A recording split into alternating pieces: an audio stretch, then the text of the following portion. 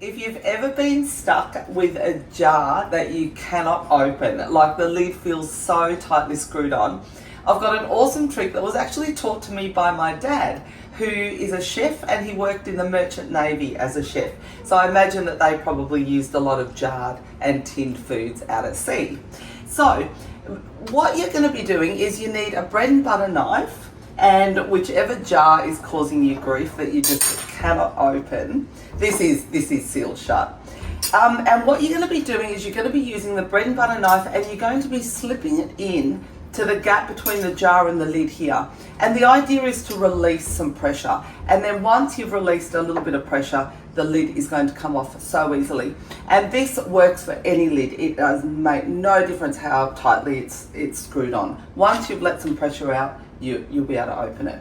So this is how you do it.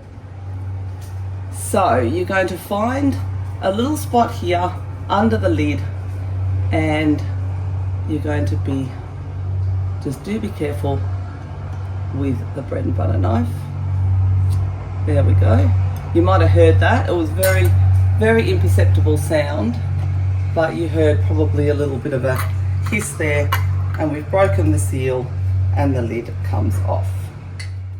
So that's how you open any lid on any jar. Like, it doesn't matter how tight the lid is.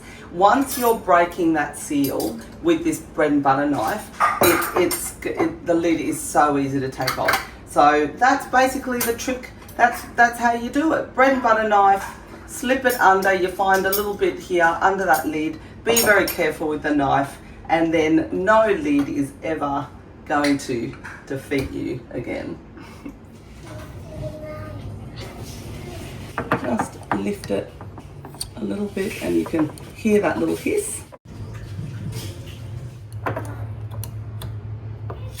Oh, there we go.